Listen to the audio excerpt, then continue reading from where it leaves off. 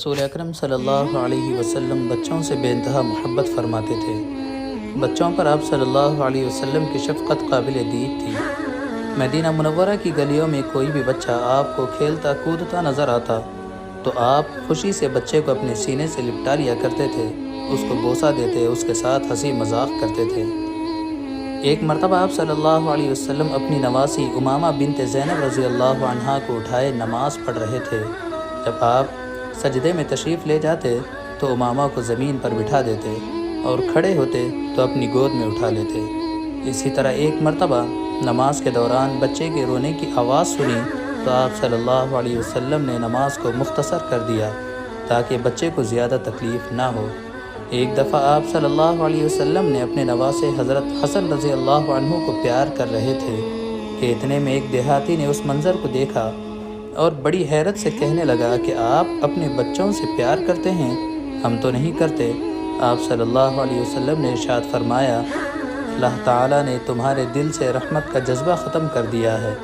حضرت ابو قتادہ رضی اللہ عنہ فرماتے ہیں کہ سرکار دو عالم صلی اللہ علیہ وسلم نے ارشاد فرمایا کہ میں نماز کی نیت باندھ کر لمبی قرات کرنا چاہتا ہوں کہ اچانک بچے کے رونے کی آواز سن کر نماز کو مختصر کر دیتا ہوں تاکہ اس کی ماں کو بچے کی رونے کی وجہ سے پریشانی نہ ہو۔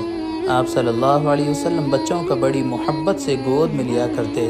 کبھی بچے آپ کے کپڑے خراب بھی کر دیتے لیکن آپ صلی اللہ علیہ وسلم کو ناگواری نہیں ہوتی تھی۔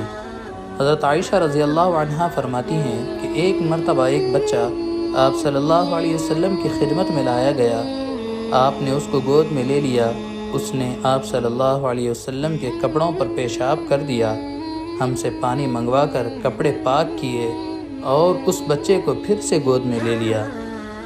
جب کبھی نئی فصل کا نیا پھل آپ کے پاس آتا تو سب سے کم عمر کے بچے کو جو اس وقت موجود ہوتا آپ صلی اللہ علیہ وسلم عطا فرما دیتے۔ یہ اس دور کی باتیں ہیں جس دور میں لوگ اپنی ناک اونچی کرنے کے لیے بچیوں کو زندہ دفن کر دیتے تھے اور اس وقت تک دنیا کے کسی بھی حصے میں بچیوں کی حفاظت اور سلامتی کا کوئی قانون نہیں بنا تھا۔ آپ صلی اللہ علیہ وسلم نے اس دور میں بچوں اور بچیوں پر تحفظ اور سلامتی، شفقت اور محبت کی ایک ایسی چادر ڈال دی جس چادر کے سائے میں بچے اور بچیوں کو نہ صرف ہمیشہ کی حفاظت ملی بلکہ آپ نے انہیں گود میں لے کر، انہیں کاندھوں پر بٹھا کر، اپنے سینے مبارک سے لگا کر انہیں معاشرے میں ایک ایسا مقام دیا جس کی مثال دنیا میں نہیں ملتی۔ بشریت کے تقاضے کی بنا پر آپ صلی اللہ علیہ وسلم بھی رنج و غم کی کیفیت سے گزرتے تھے اور فرط غم سے آپ صلی اللہ علیہ وسلم کی آنکھیں بھی چھلک پڑتی تھیں۔ آپ صلی اللہ علیہ وسلم کے صاحبزادے حضرت ابراہیم رضی اللہ عنہ کی وفات پر آپ صلی اللہ علیہ وسلم کی آنکھوں سے آنسو جاری ہو گئے۔ حضرت سعد بن عبادہ رضی اللہ عنہ نے عرض کیا، یا رسول اللہ، آپ رو رہے ہیں؟ آپ نے فرمایا، یہ وہ رحم ہے جو اللہ تعالیٰ نے اپنے بندوں کے دلوں میں پیدا فرمایا ہے۔ اللہ تعالیٰ بھی اپنے بندوں پر رحم کرتا ہے جن کے دلوں میں رحم ہوتا ہے۔